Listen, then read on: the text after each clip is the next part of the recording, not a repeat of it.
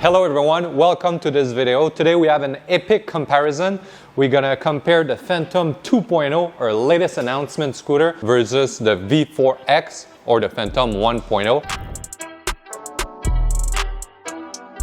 The first Phantom set the benchmark for high-performance scooter when it was launched, so we're excited to see what was improved on the 2.0, and you can make the decision which one is the best for you. Let's jump right into it. The first thing we're going to compare are the motors, what's going to propose the scooter. On the Phantom 1.0 or the V4X, we had 1200 watt motor that could bring you up to 40 miles per hour. This was plenty fast. All of this is being proposed by the Mach 1 controller, and the Phantom was the first scooter to offer upgrade kits, right? If you had the V1 Phantom, you could upgrade to the V2, then to the V3, and later even to the V4, right?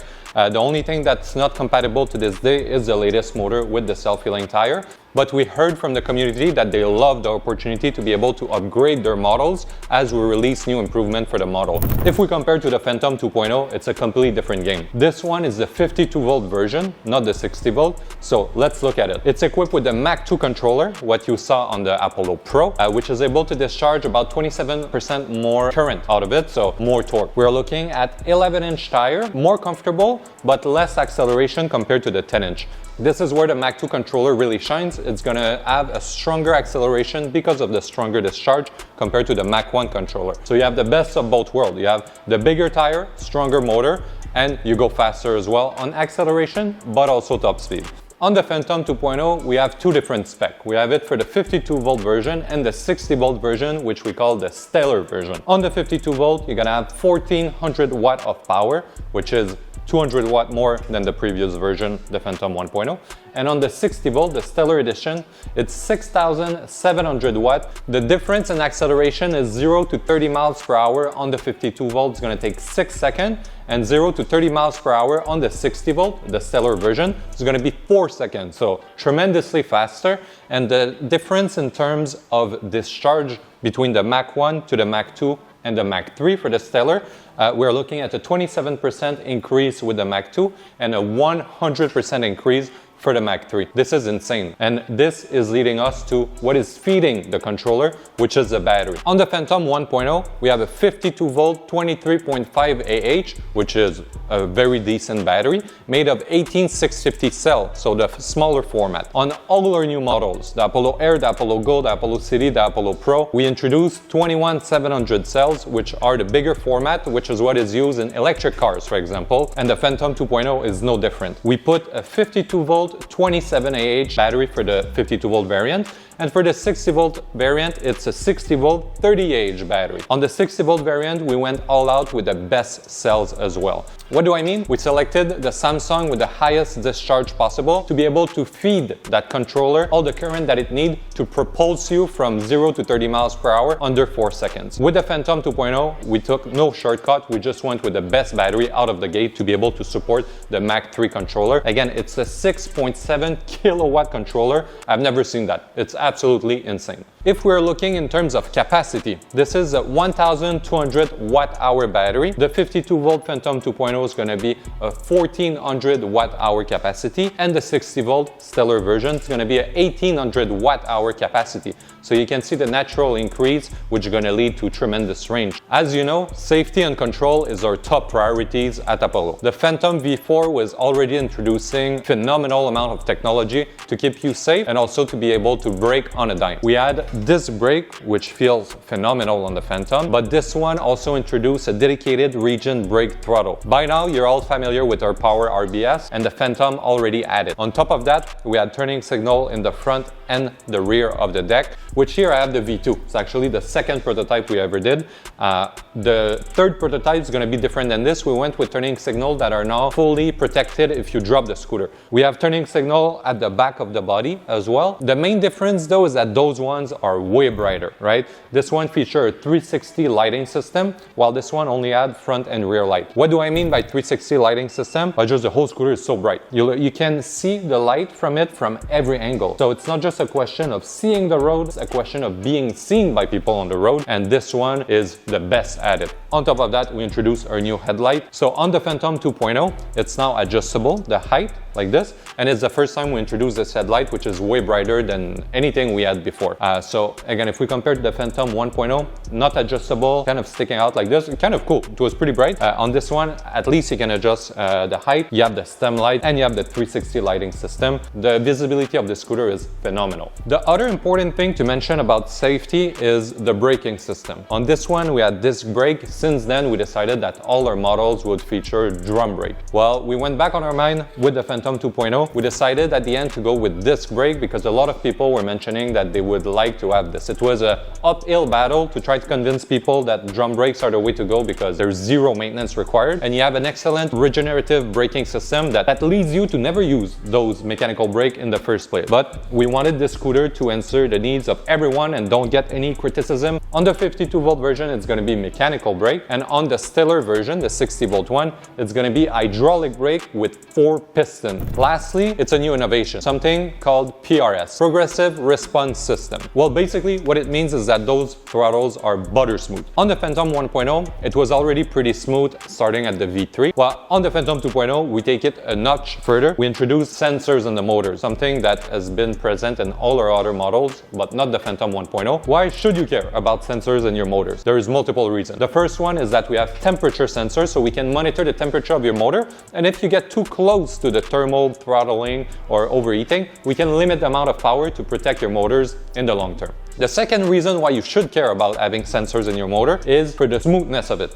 So all technical jargon aside, this one has 3 wires from the motor. This one has 9 wires from the motors. I can communicate more data and be really precise about it. And it's going to be the same thing on the 52 volt variant and also on the 60 volt variant. And what is even more beautiful, on this scooter, if I have a flat tire or I want to replace the motor, I need to open the deck, disconnect the motor, run the wires, remove it. On this one, we have easy plug connector next to the motor on the front and the back, which is super convenient for you, the riders, when you need to replace those parts or do the maintenance on them. On the Phantom V4X, you have the LCD display, which is great, pretty bright, and you have plenty of information on it. You can see your acceleration, the mode that you're in, if the lights are on or off, plenty of things. And most importantly, it's offering app connectivity to the Apollo mobile app. There was still room for improvement with this display.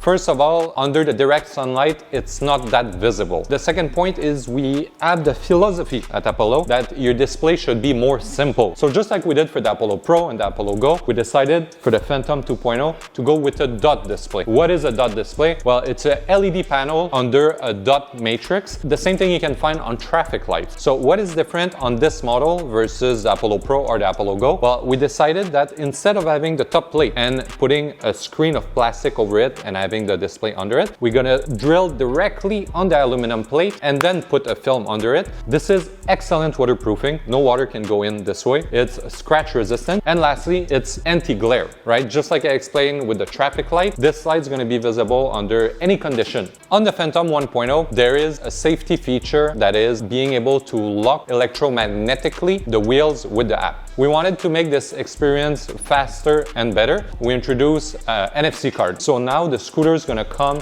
out of the box with 2 NFC cards that you can simply tap on the top of the headset to unlock the scooter or to lock it. Now, as you might know, the Phantom 1.0 is the first scooter we ever designed and released. Since then, we learned a lot about the geometry of the stem, How should it be angled to be super stable at high speed? The geometry of the suspension. How should it be placed so the spring is working as it should? Well, this is probably one of the biggest difference between the Phantom 1.0 and 2.0. So if we look at the 1.0, you have 4 spring suspension that are really inclined. This feels great on this Phantom. It's extremely responsive. So it's great for off-road, and it's also giving a unique sensation on this Phantom. The stem is inclined a little bit, what we call the right angle, offering decent stability at high speed. There's no opportunity to mount any accessories like a steering dampener on the direction. On the Phantom 2.0, it's completely different. We have a front adjustable hydraulic suspension and the same thing at the back. The geometry of the suspension interacting with the right angle is perfect on this one, ultra stable. This geometry coupled with way larger tire, 4 hinge on this this one, offer a stability that I simply never experienced before on any scooters. On top of that, well, you can add a steering dampener on the side, and this steering dampener is adjustable. So you can set the tension by turning clockwise or counterclockwise. If we look at the Phantom 1.0, impossible to improve the suspension. Those springs are custom length. You cannot find anything else that's gonna fit there. It's something we did not consider when we designed it, unfortunate. On this one, we went for a standard length of suspension. That's gonna allow you to put air suspension, hydraulic suspension, regular spring suspension, any kind of suspension you want. Usually they have it in this format, and also the room that you have on the handlebar. You can see that this handlebar is straighter than what we had on the Phantom, right? The Phantom goes down right away and it's becoming bigger. This is still convenient to put accessories compared to, let's say, the Apollo Go, but it's not the best, right? Your accessories are gonna be inclined on the bar if they even fit. On this one, it's much more natural, and there's also extra room here to be able to mount your accessories. And on top of that, we just launched our handlebar extender, which you can mount here, and then have a whole 20 centimeter, I believe, of extra room to mount your accessories. Furthermore, we have fender that offer excellent coverage to what we had on the Phantom 1.0, right? Really embracing the rear of the wheel. So you might wonder at the end of this video, should I buy the Phantom V4X or should I wait and get the Phantom 2.0? Well, this is an excellent question. Who should buy the Phantom V4X? It's reliable and has a proven track record. So if you just want to take it in the street or go off-road with it and have something that again is proven to work, you should go with the Phantom V4X. Who should go for the Phantom 2.0? It should be the people that want the latest and the greatest. The people that care about all the latest feature of the new display, the new Ludo mode, the PRS system, or even maybe people that want the super high performance of the stellar trim of the Phantom 2.0, which again is going to go at speeds that are unbelievable with 6 kilowatts of power. It's crazy. So if you care about those things, well, you should wait and go for the Phantom 2.0. If you want a scooter that you just want to ride right now and that has been proven, you should go for the Phantom V4X. They're both excellent choice and gonna remain solid for years to come. Thank you for tuning in into this deep dive comparison of the Phantom 1.0 versus 2.0. We hope that this video helped you make your mind on which model is right for you. Remember, this model is available as of October 10th for pre-order, and it's gonna be at the lowest price it's ever gonna be. Period. If you like this video, make sure to give it a thumbs up, subscribe, and hit the bell icon so you don't miss the next one. Let us know down in the comment below if there's still some things you would like to see different on the Phantom 2.0. Again, this is the second iteration I have in front of me. There's going to be a third one and a fourth one. We can still change components and things that you would like to see, so let us know. Thank you, and I'll see you in the next video.